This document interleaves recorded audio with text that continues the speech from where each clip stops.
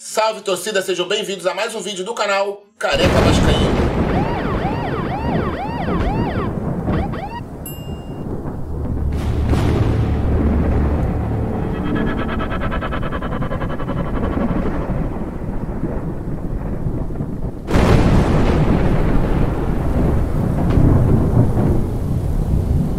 Bom, galera, mais uma vez estamos na zona do rebaixamento. Pô, demoramos tanto, 17, 18 rodadas para sair da zona. Ficamos nem uma semana, uma rodada fora da zona. E hoje, eis que estamos de novo com o empate do Botafogo e Goiás. A gente volta para a 17ª posição do Campeonato Brasileiro, faltando 13 rodadas para terminar o campeonato. Estamos ali, diferença de 1 ponto para Goiás e Santos. E galera, a gente tem que ficar preocupado, porque o Vasco não jogou porra nenhuma contra o América Mineiro, não jogou nada, tomou um baile do América no primeiro tempo.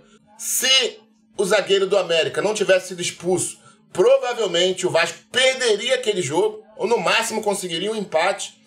E aí no final do jogo, o Vasco jogando o segundo tempo todo com um jogador a mais contra o fraco América. E cara, só no finalzinho do jogo que a gente consegue fazer um gol. Um gol espírita lá do Jair, que entrou mal pra caralho, mas consegue fazer o gol e dar a vitória pro Vasco, amém. E aí a gente vai, joga contra o Santos, e essa desgraça aí desse jogo, irmão. Eu não quero nem falar dessa porra desse jogo. Jogou nada, um jogo de bosta, um jogo pífio, irmão. Pífio. Cara, e assim, é impressionante. O time jogou bem contra o Fluminense. Eu não vou nem falar contra o Curitiba, porque o Curitiba que ganhou o Atlético... Olha como o futebol é foda. Curitiba que ganhou de 2-0 do Atlético Paranaense, irmão. Olha que doideira. O Vasco mete 5 no Curitiba. Eu não quero nem falar do Curitiba, não. Vou falar do Fluminense, que eu acho que o Vasco jogou muita bola contra o Fluminense, jogando com a casinha fechada, irmão. Reativo, entendeu? Esperando e saindo na boa. Jogamos muito. O Vasco deveria jogar assim sempre. Não adianta, o Vasco não consegue propor jogo com esses jogadores que aí estão, não, irmão. E tem uma porra de uma avenida, irmão. Um lateral que puta que pariu. Quando chegou, todo mundo fazendo um fuzuê. Para com isso, torcedor. Olha a festa que vocês fizeram aí, irmão. Pro Mita. Nas redes sociais, colocando um monte, lembra? Um monte de Puma, colocaram. Olha o Puma. Aí, o Puma aí, ó. Avenida, irmão. Lateral de bosta. Pode, todo jogo, daqui pra frente, cruzar 10 bolas, 10 gols de assistência dele. Mas é um lateral de bosta, de merda, irmão. É de merda, um lateral merda. Tu o cara pra tomar gol, irmão. Puta que pariu. Cadê o Paulo Henrique? Cadê o Paulo Henrique? Tu deve ser ruinzinho pra caralho também, Paulo Henrique. Pô, pra ser terceira opção, irmão. Eu não sei, a não ser que esteja machucado. Eu não sei, não ouvi dizer que esse cara se machucou, até porque ele não joga. Você tem Pumita, Bambu revezando, que agora deve entrar com Bambu de novo, não é possível, porque não dá, Pumita não dá, irmão. E o Paulo Henrique? Puta que pariu, irmão. Viva SAF! O Paiê, cadê o Paiê, irmão? Cadê o Paiê? Ai, calma, careca, calma. Puta que pariu, irmão. O cara veio com pompa de ser o novo Messi, que vai jogar no futebol brasileiro. O cara não faz nada, irmão. Gordo pra caralho até hoje. Não perdeu 1 quilo sequer, porque ele parece que tá mais gordo ainda. Porquinho da Índia. Falo mesmo, irmão. Falo mesmo. Porra, fizeram um fuzuê do caralho. Me massacraram aqui quando eu falei que eu não conheço esse cara, irmão. Conheço só do Prêmio Pusca lá. Tá maluco? O cara nunca ganhou nenhum título, não tem um título na carreira. Fizeram um fuzuê do caralho. Mais uma vez, mídia e torcida do Vasco. Aí, cadê o Paiê? Espero que jogue pra caralho, porque o Vasco ainda não tem um 10. A gente não tem um camisa 10 ainda. Estamos jogando, continuamos jogando, igual a gente jogava lá atrás, sem um camisa 10. Porque o Paiê veio só o corpo dele, só a gordura. O talento ficou lá no Olympique de Marseille. E hoje ele é banco. Banco pra qualquer outro ali. Qualquer outro, ele é banco, irmão. Pra Chedes, ele é banco. Paulinho, ele é banco. Pra qualquer outro, ele é banco. Porque quando coloca ele é um a menos. E o Vasco precisa muito desse jogador. Veio pra isso. Pra nos ajudar a sair dessa porra, dessa zona da desgraça aí. Porque, irmão, só jogos difíceis agora, irmão. A gente tem que torcer e muito. Torcer e muito, ajoelhado no milho, irmão.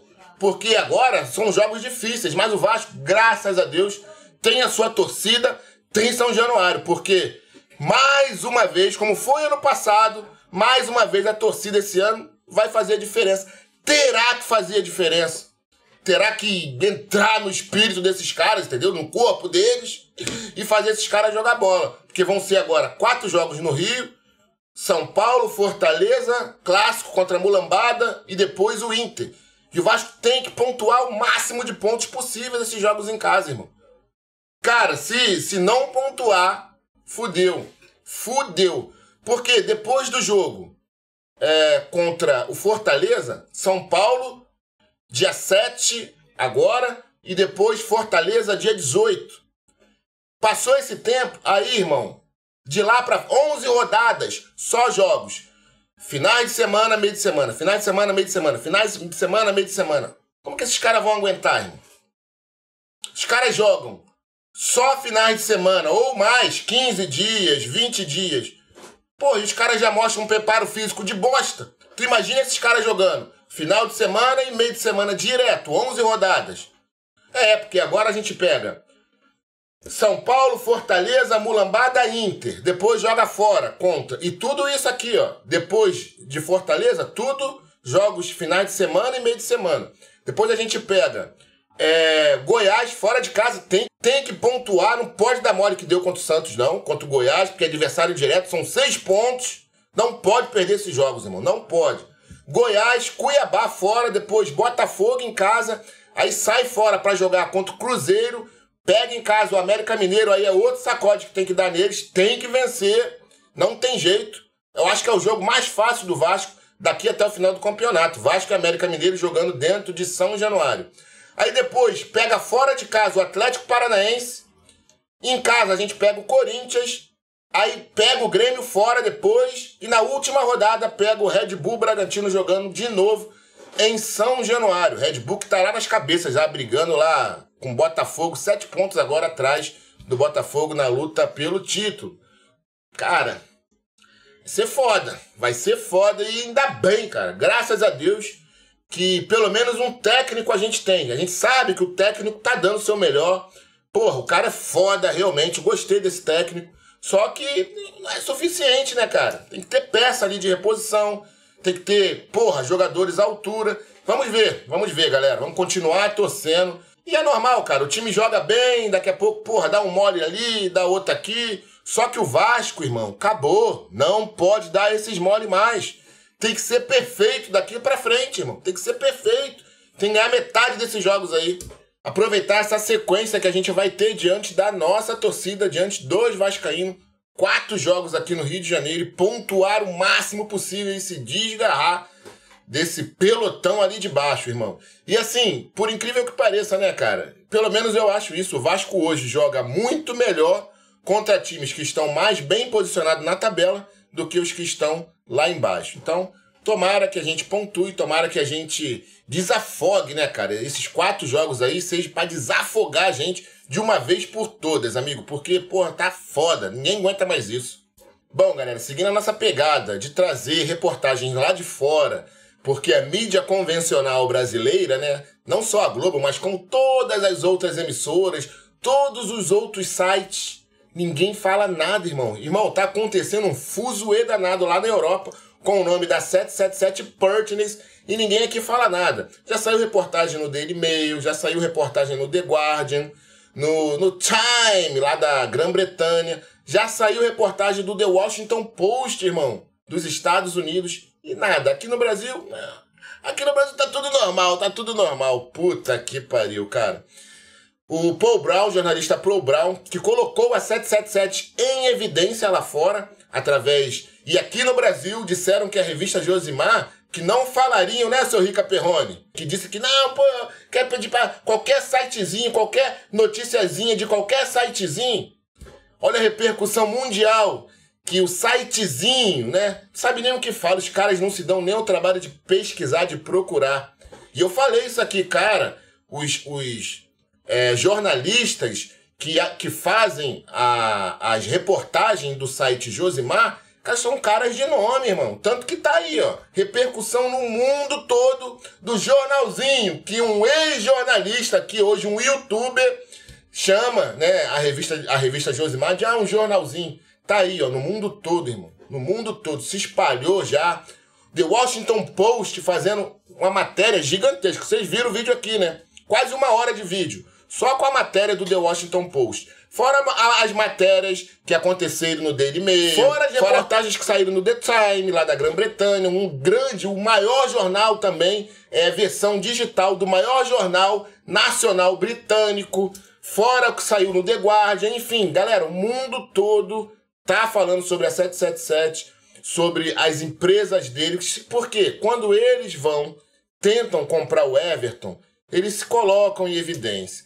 E diante de tudo que tá acontecendo com eles, aí é que fudeu a porra toda. Vou deixar vocês com a matéria aí do Paul Brown para o canal The Toff Blues. Tamo junto, forte abraço, fui. Depois eu volto, hein? Tamo junto.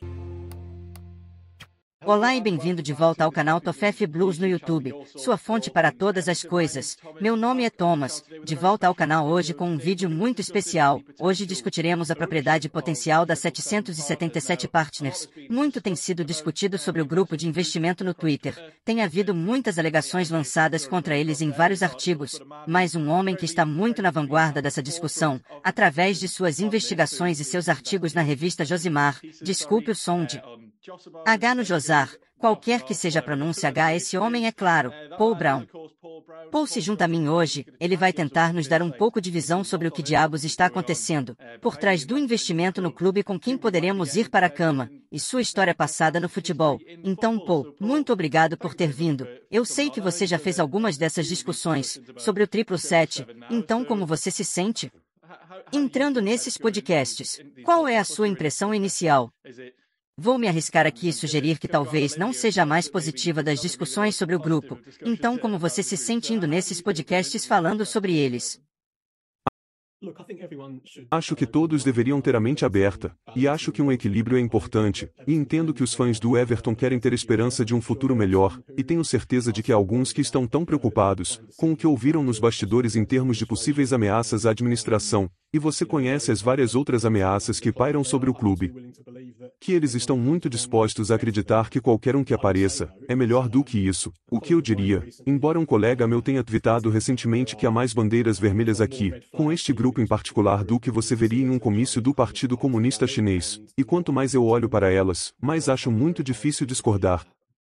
Sim, e tenho certeza que as pessoas viram seu artigo. Se ainda não o fizeram, vocês deveriam verificar isso depois do vídeo. Você definitivamente deveria assisti-lo primeiro. E algumas das palavras da moda que são imediatamente lançadas em seu título. O gosta de fraude, sequestro, extorsão. Claro, todas as alegações. Devemos enfatizar que nada foi provado ainda, mas vamos começar falando sobre quem eles são fora do futebol, porque sabemos que eles investiram em alguns clubes, mas antes de entrarmos nisso, eu quero começar com quem eles são, onde ganharam dinheiro, de onde veio isso, de repente, porque, pelo que parece, construir um portfólio multiclube nunca fez parte da visão deles. Não, na visão deles, o cara que você verá por aí com mais frequência é Josh Vander. Ele é um dos sócios fundadores. Ele gosta de fazer todas as entrevistas e relações públicas para esta empresa. Ele foi entrevistado recentemente no Financial Times em um podcast de negócios, onde ele meio que explica alguns dos pensamentos por trás do grupo e ele deixa bem claro, e bastante certo sobre o fato de que eles nunca começaram a comprar clubes de futebol para construir um portfólio multiclube. Eles fizeram isso por outros motivos. Inicialmente estavam investindo em fontes de receita, coisas como direitos de TV, e então eles decidiram que começaram a ver as razões pelas quais comprar os próprios clubes poderia ser uma coisa boa, poderia ajudar o negócio em geral. Os problemas que eles encontraram são muitos e quando você olha nos clubes, muitos deles têm enfrentado dificuldades em campo, muitos deles estão em enormes dificuldades financeiras, eles tendem a comprar ativos problemáticos, sejam clubes de futebol ou qualquer outro negócio que esteja falindo, porque vem uma pechincha e uma maneira de construir esse negócio e liberar parte de seu potencial. O problema é que, no futebol em particular, mas também em alguns de seus outros investimentos, você não está realmente vendo muitas melhorias, financeiramente, para muitos desses clubes. Nos aprofundamos em alguns deles, e por exemplo, o Standard Liège, o que se conhece, é uma bagunça completa nos bastidores. É difícil ver eles fazendo melhorias em muitos desses clubes. Quero dizer, no caso do Standard Liège, a situação é tão terrível que a 777 foram até ordenados pelas autoridades de licenciamento belgas a fornecer atualizações mensais, provando que os jogadores estavam sendo pagos em dia, e que as taxas de transferência estavam sendo cumpridas. Os compromissos de transferência estavam sendo cumpridos. O time está passando por dificuldades em campo e seu técnico deixou a equipe, porque aparentemente não gostou do que a 777 estava dizendo, e os acusou de não conseguirem respaldar suas ambições em termos de gastos. Provavelmente não ajudou, mas você sabe disso. Isso é apenas um exemplo. Você perguntou quem são eles e de onde vem seu dinheiro. Eles afirmam ser um fundo de investimento privado e dizem que é todo seu próprio dinheiro. Eles estão investindo nesses clubes e em várias outras coisas ao redor do mundo. O problema é que nenhuma dessas pessoas é bilionária. E é muito dinheiro se você tentar investigar a fonte de financiamento da 777. Você é imediatamente atingido por uma parede de tijolos, de empresas offshore e contas que não estão disponíveis ao público, em jurisdições onde não é possível fazer esse tipo de coisa. Então é muito difícil dizer qual é a fonte do dinheiro deles. E o que sabemos é que Josh Vander e seu sócio-gerente chamado Steven Pasco ganharam dinheiro essencialmente no mercado de seguros e resseguros em Miami, e mais tarde em outras partes dos estados também, e isso é a parte de muito sucesso do Império 777. No entanto, é também a parte do Império onde várias pessoas entraram com ações judiciais nos estados, alegando serem vítimas de exploração, por esta empresa e algumas delas contêm alegações realmente chocantes, nenhuma das quais foram provados em tribunal. Mas todos estão atualmente em vários estágios diferentes. Nós apenas relatamos aqueles que estavam ativos, e tudo o que relatamos foi documentado em processos legais e apresentado a um juiz, que em algum momento terá que decidir sobre todos esses casos. Então, em poucas palavras, na verdade, os dois jogadores principais são Josh Vander e Steven Pasco. Eles são os caras cujos rostos você mais verá, se olhar para seus clubes ao redor do mundo. Mas como eu disse, acho que há muitas perguntas a serem respondidas sobre de onde vem o dinheiro, quanto dinheiro eles conseguiram arrecadar, e todos os tipos de práticas de negócios em que estiveram envolvidos no passado. Sim, e tudo o que você disse sugere uma espécie de ar de mistério em torno deles e o clube. Bem, não o clube. Um artigo prometeu que eles se comunicarão com os fãs acionistas. Eu sei disso. É claro, acho que ele aparentemente estabeleceu algum tipo de comunicação com eles no Twitter e as pessoas que estavam procurando por algum sinal de credibilidade podem esperar que Josh Vander seja nomeado para a Associação Europeia de Clubes, o que, pelo que parece, não é necessariamente, eu não quero dizer que não é necessariamente uma coisa positiva, mas sim o procedimento que ocorreu lá, o processo de como isso aconteceu e a resposta dele a isso não traz necessariamente consigo qualquer tipo de credibilidade importante. Então, se você puder dê-nos algumas informações sobre a ECA, como ele acabou nesta posição, porque, de repente, esse homem que eles estiveram variando, eu saberia que sucesso é uma palavra difícil de usar em negociações variadas com clubes de futebol ao redor do mundo que aparentemente ainda acabaram em dificuldades financeiras. Você mencionou o Standard Liège. Tenho certeza que muitos fãs do Everton viram a história sobre Génova e agora estão tentando fazer com que os fãs levantem os 5 milhões que vão para uma espécie de centro de treinamento. Então, quando surgiu a história de que Josh Vander havia sido nomeado para a ECA, acho que muitas pessoas provavelmente ficaram bastante confusas. Então, qual é a história lá? Bem, olhe, é um papel de muito prestígio. Ele está nele, apenas em uma posição secundária no conselho, mas ainda é uma função de prestígio, porque está em uma organização com grande influência no futebol europeu. É claramente por isso que ele decidiu concorrer. É uma situação um pouco estranha, porque falamos com várias pessoas que estavam na reunião da Assembleia onde Josh foi eleito para este conselho e nenhum deles sabia quem ele era. Ele não posou para nenhuma foto com eles. Não, ele não parece ter se apresentado realmente para as pessoas na reunião, e ele concorreu sem oposição, em uma vaga onde não havia nenhum outro candidato concorrendo. Então, está no processo em si. É interessante, ele não deu nenhuma entrevista, ele não está em nenhuma cena da mídia. É um pouco estranho se você está alardeando o fato de que conseguiu entrar neste conselho de muito prestígio. Você sabe, e está claramente sendo usado como uma marca de credibilidade. O que seria para qualquer um se recusar a fazer qualquer entrevista sobre isso, ou qualquer mídia e não estar trabalhando na sala. Digamos que algumas pessoas com quem conversamos acharam isso um pouco estranho, e eu sei que ele foi eleito por causa de seu papel no Standard Liège e fomos informados de que há vários outros clubes na Bélgica que estão bastante surpresos e não muito satisfeitos por ele ter conseguido entrar neste conselho, então acho que será interessante ver como isso vai acontecer. E talvez não seja apenas necessariamente um mistério em torno de quem eles são. Como ele disse, ele não está dando entrevistas, apesar de ter sido eleito para este cargo de prestígio. Ele não está realmente se associando à mídia, mas outro mistério principal é provavelmente em torno de como eles vão financiar a compra de 94% de um clube da Premier League. Porque quando você olha em volta do resto de seus investimentos, como você mencionou, o Standard Liège, é que eles são ainda uma dúvida. Para as autoridades belgas, obviamente, você tem que obter sua licença. Eles estão monitorando todos os seus tipos de transações financeiras. Nós sabemos sobre os protestos em Berlim, Vasco da Gama, e quando você olha para seus outros interesses comerciais, incluindo os investimentos em companhias aéreas, futebol peruano também. Eu quero entrar nessa OC. É uma história realmente interessante da qual eu não tinha ideia até um momento atrás, e acho que a questão principal é como eles vão financiar isso, porque se você olhar para o resto de seus investimentos, aparentemente não quero dizer que estão precisando de dinheiro, mas não parece que eles tenham exatamente dinheiro fluindo através deles, e agora eles estão tentando investir em um carro-chefe do seu modelo multiclube. Você sabe que as restrições financeiras que vêm com isso são provavelmente muito mais vastas do que a maioria das negociações que eles fizeram até agora. Acho que é por isso que há perguntas a serem respondidas. Realmente entendo que uma empresa privada não precisa realmente ir lá e dizer, olhe, é daqui que vem nossos fundos, isso é inteiramente seu. No entanto, este é um clube de futebol e tem torcedores, e acho que os torcedores têm o direito de saber que estão sendo feitas perguntas sobre essa aquisição em particular, porque nenhuma dessas pessoas individualmente parece ter o financiamento disponível para fazer isso por conta própria. Apesar de alegarem que tudo isso é dinheiro deles, então o dinheiro vem claramente de outro lugar. Por que não sair e explicar para todo mundo?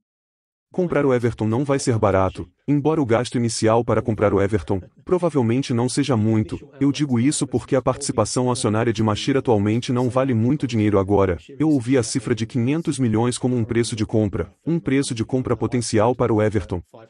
Eu ficaria muito surpreso se fosse impossível ver que essa é a taxa que a 777 ou qualquer outra pessoa paga a Machir para começar. Isso parece completamente ridículo, porque simplesmente não vale isso. E se você olhar como eles fizeram algumas de suas outras aquisições, é muito interessante porque há semelhanças. Por exemplo, se você olhar para Berlim, fomos informados e os números foram citados publicamente que se tratava de uma aquisição de 65 milhões de euros. No entanto, desde então, foi divulgado no tribunal em Londres que o proprietário anterior recebeu menos de 15 milhões de euros por aquele clube, e é muito possível que o acordo para o Everton seja feito de maneira semelhante. Já nos disseram que está relacionado ao desempenho, já nos disseram que o preço pago será diferente, se o clube for um clube da Premier League ou não, dependendo de você saber como está esta temporada, e o que acontecerá na audiência de controle de custos do próximo mês diante da Premier League. É perfeitamente possível que Machir receba uma quantia muito modesta antecipadamente, por sua aposta, e que o resto dependa de muitos outros fatores condicionais. E você sabe, no caso do proprietário do Hertha Berlim, ele ainda está esperando pelo resto. Um dos pagamentos relacionados ao desempenho, aparentemente naquela aquisição, envolve uma promessa de 35 milhões de euros extras da 777, mas apenas se o Hertha Berlim ganhar a Bundesliga. Eles nem estão na Bundesliga. Então é bem difícil saber exatamente quanto será pago pelo Everton, mas digo que vai ser caro, porque não é apenas a participação acionária da Machir que está sendo vendida aqui. Você também está vendendo a dívida em torno do clube e o buraco negro no estádio Contas. Há dois credores existentes que eu entendo que ambos gostariam de reembolsar, se este negócio for aprovado. Isso é uma quantia significativa de dinheiro. Então você tem que arranjar o resto do financiamento do estádio, não? Temos mais clareza sobre como a 777 tentaria fazer isso. Eu acho que eles podem ter dificuldade para fazer isso sozinhos. Machir certamente estava lutando para fazer isso sozinho. Onde eles pretendem arrecadar o dinheiro para isso? E depois ao funcionamento diário do clube, que não é barato, está assumindo um compromisso financeiro maior do que qualquer coisa que já fizeram no futebol antes, e acho que é por isso que levanta questões, e porque este grupo em particular tem mais perguntas para responder do que, talvez outros proprietários que entram no futebol. Quero dizer, mesmo com Machir, você poderia ver que, como um homem independente, rico e bilionário, ele teria dinheiro para fazer o que disse que faria no Everton. Se quisesse, apenas com seu próprio dinheiro. Este claramente não é o caso da 777 e é por isso que as pessoas deveriam fazer perguntas, na minha opinião. Continuo usando a palavra mistério, mas mistério é apenas a melhor maneira de melhorar suas negociações, até agora, e poderíamos definitivamente entrar no exemplo de um modelo multiclube. Independentemente da opinião das pessoas sobre ele, acho que geralmente a maioria é contra. Não é realmente uma forma tradicional de jogar futebol, mas em termos do clima econômico, parece ser a direção que estamos tomando. Grupo de futebol do City. Sabemos que eles tiveram sucesso com isso por um tempo, enquanto aparentemente o Chelsea está tentando fazer isso agora também. Eles compraram o Strasbourg, mas antes de continuarmos, quero falar sobre fora do futebol, e o fato de que vou deixar você contar a história sobre suas negociações no Peru, porque eu acho que é um ótimo exemplo de quem somos, com quem, eu disse lá atrás, estamos indo para a cama, mas com quem estamos lidando aqui, porque é uma história tão fascinante e tão clara, e você mencionou muitas vezes, ativos em dificuldades. O Peru não é um país com uma quantidade enorme de dinheiro, eles aparentemente, não quero dizer que são uma governança corrupta no futebol, mas certamente as pessoas que estão sob investigação, mas se pudéssemos continuar nessa história por um minuto, porque eu acho isso fascinante, então se você pudesse nos explicar sobre isso, e nos dar uma ideia de com quem estamos lidando aqui. Então, quando começamos a investigar esta empresa, algumas pessoas do Peru começaram a entrar em contato conosco, porque uma das empresas que eles possuem é um braço de direitos de mídia, que recentemente comprou os direitos da primeira divisão no Peru para exibir os seus jogos. Mais uma vez, me disseram que este acordo não envolveu uma enorme quantidade de dinheiro mudando de mãos, e isso se tornou muito controverso, porque o presidente da federação no Peru decidiu que faria esse negócio basicamente sozinho. Um de seus ex-sócios da federação é diretor da empresa que comprou os direitos, que não tinha nenhuma experiência anterior de administrar uma empresa de TV na região, não tinha cinegrafistas, produtores, estúdios, nada, nenhuma infraestrutura e, desde então, foi sublocado, se essa for a palavra certa, os direitos para serviços de streaming online que são pay-per-view agora. O Peru não é um país rico, seus fãs estavam acostumados a assistir esses jogos de graça no Movistar, que é uma grande marca de TV global, que foi excluída neste acordo. De repente eles estão sendo solicitados a pagar para assistem suas partidas, e eles não estão fazendo isso, eles estão todos assistindo a streams piratas, porque não querem pagar o dinheiro. E o plano de negócios desta empresa, parte do acordo que foi assinado era que eles dividiriam os lucros com os clubes da primeira divisão. Mas não haveria nenhum lucro para compartilhar, se a empresa não obtivesse lucro, e algumas estimativas são de que, são vários, já está tendo prejuízo de vários milhões de dólares. Essencialmente, este é um grande problema para os clubes no Peru, porque alguns deles dependem tanto do dinheiro da TV que perdê-lo seria potencialmente desastroso, poderia colocar alguns deles fora do mercado. O presidente da federação que fez esse acordo está agora sob investigação dos promotores de lá, acusado de fazer parte de ato criminoso. De surpresa, eu falamos com os promotores, falamos com os proprietários dos clubes. É uma situação muito difícil, mas os clubes estão muito chateados com a forma como as coisas aconteceram e alguns deles se recusaram a concordar com o acordo e então foram ameaçados com todos os tipos de coisas pela federação, se não concordassem. E acredito que todos, exceto um desses clubes, agora cederam e permitiram a entrada das câmeras de TV, mas por um tempo, alguns deles se recusaram a fazer isso.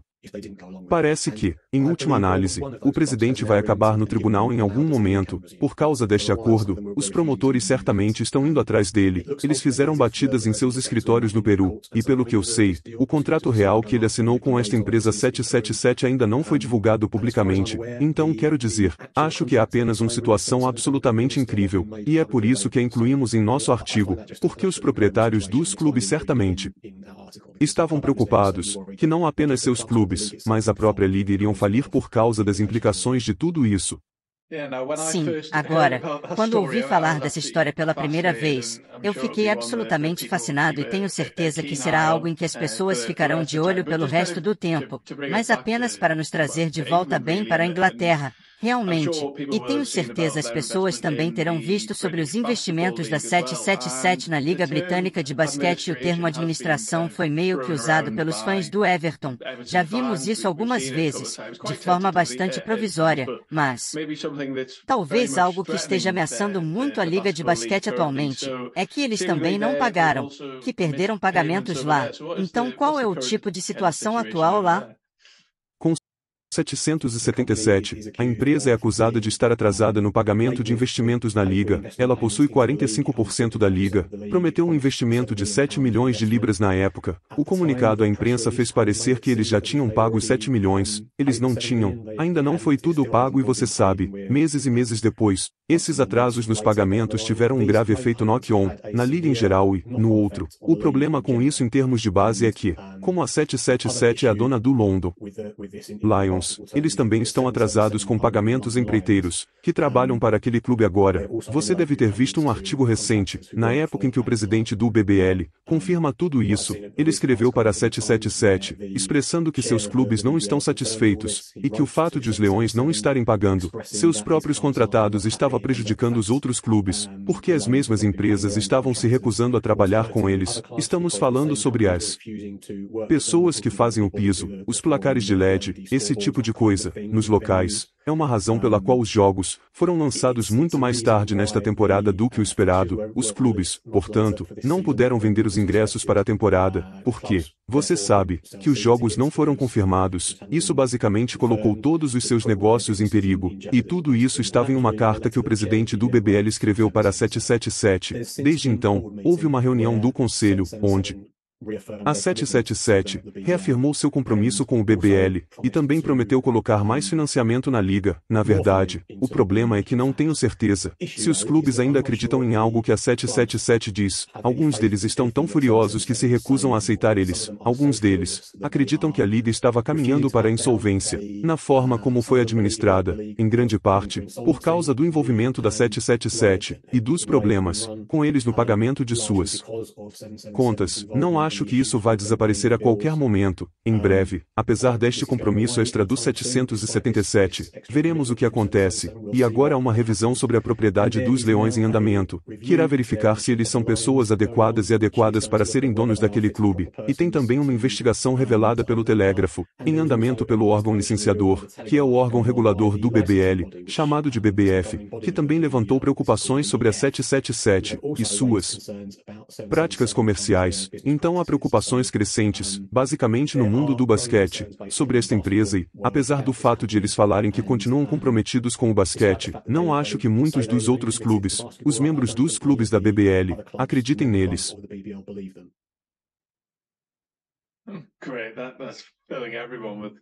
Isso está enchendo a todos de confiança, tenho certeza. E agora acho que temos uma boa ideia de quem eles são fora do futebol. Eles têm alguns investimentos bastante significativos em clubes, não apenas em toda a Europa, também em todo o mundo. Tenho certeza que você provavelmente já falou com bastante torcedores, com seus investimentos. Então você trabalha, tenho certeza que as pessoas entraram em contato com você. Então como você avaliou a opinião geral dos clubes, que agora o investimento já existe há algum tempo, eles puderam ver o impacto disso? Porque é fácil.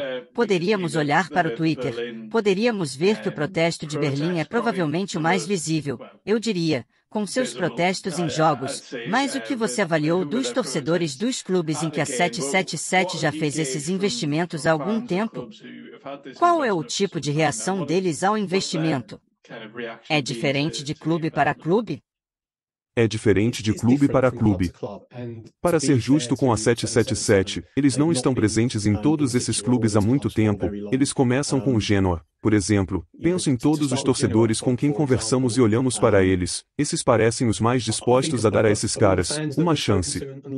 No Genoa, na verdade, foi o primeiro clube que a 777 possuiu uma participação majoritária. Eles não estão lá há muito tempo, foram rebaixados, mas isso já estava nas cartas. Você não pode culpar a 777 por eles terem sido promovidos de volta. Acho que eles têm alguma esperança de que isso talvez possa ser uma coisa boa para eles. Eles são uma minoria. Embora eu deva dizer dizer que entre as bases de torcedores de todos os seus clubes, a 777 do Vasco, no Brasil, os torcedores lá estão absolutamente furiosos com eles. Eles estão tão chateados com a administração do clube, que eles não protestaram apenas no escritório da empresa no Rio, eles enviaram cartazes para fora dos escritórios da empresa, em Miami com placas e bandeiras conhecidas e material contra a 777, o que é bastante devoção à causa do protesto.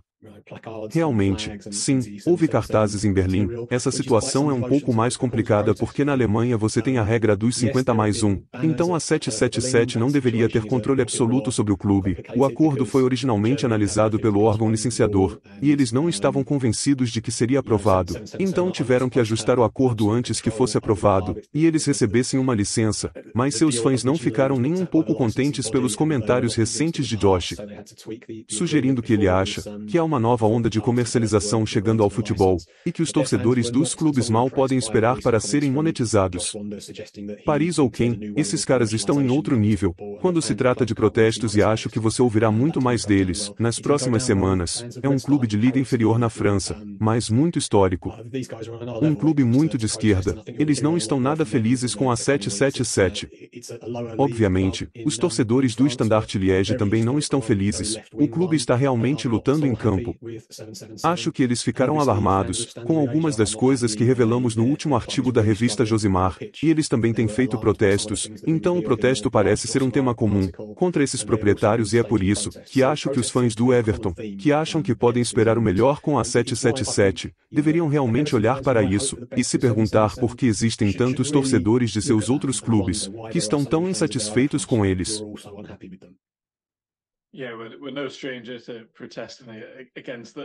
Sim, não somos estranhos em protestar contra os proprietários do nosso clube, obviamente no Everton. E isso pode soar como uma pergunta egoísta e provavelmente é. Talvez seja complicado responder sem uma bola de cristal, mas digamos que hipoteticamente este acordo esteja fechado.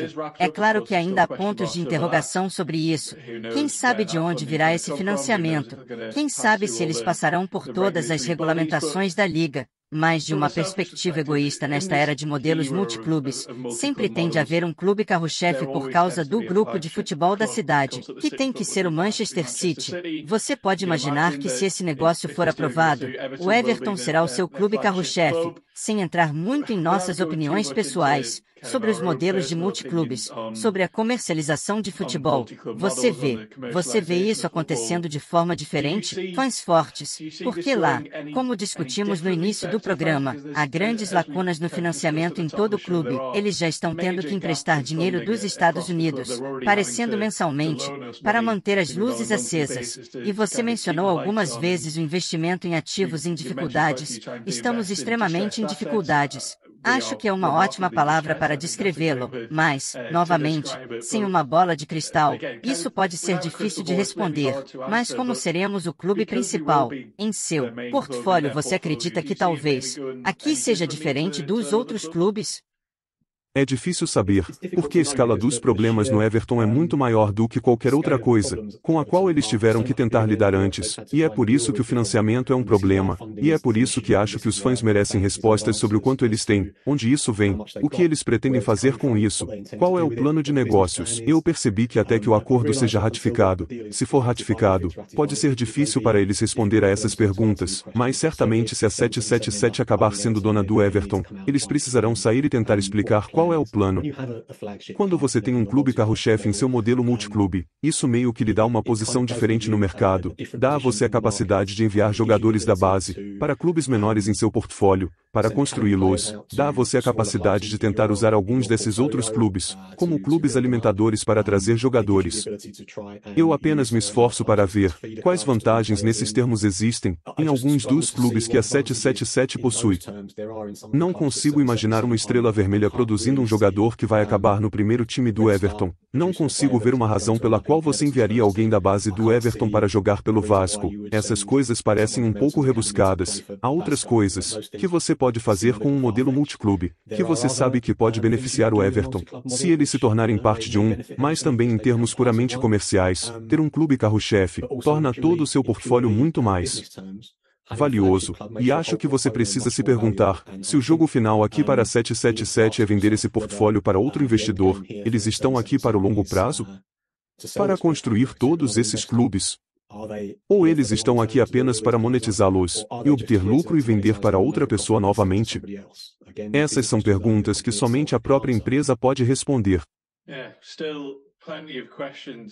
Ainda há muitas perguntas a serem respondidas, e esperamos obter as respostas para elas. Nos próximos meses, teremos que ver se a compra for ratificada.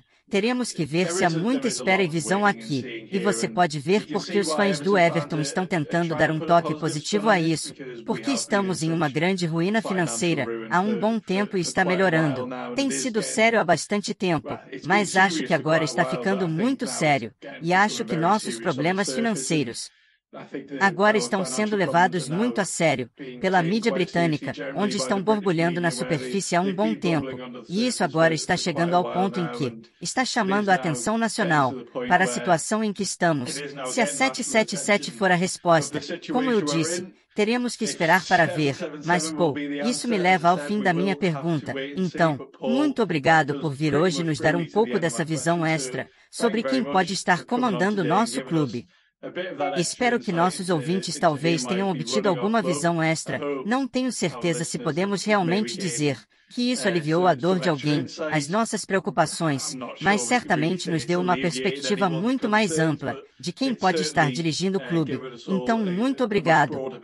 Se algum dos inscritos quiserem encontrá-lo em qualquer outro lugar, pois eles absolutamente deveriam ver algumas matérias fantásticas, mencionamos em Josimar até agora, então de que outra forma eles podem encontrar você depois deste vídeo? Bem, estou no Twitter como redator de esportes PB, e eu me envolvo se as pessoas forem respeitosas, digamos, mas você sabe que isso é para outras pessoas decidirem. Sim, e você verá mais artigos meus em Josimar nas próximas semanas. Ótimo! Muito obrigado a todos por assistirem. Eu realmente espero que vocês tenham gostado do vídeo. Esperamos que alguns desses tipos de perguntas abertas tenham respostas em algum momento. Talvez isso seja algo que revisitaremos com talvez assim que o acordo for ratificado. E vamos torcer por um futuro, para sempre para o clube de futebol, sejam quais forem os caras que possam cair. Então obrigado a todos, muito obrigado por assistir e junte-se a nós na próxima vez no topo.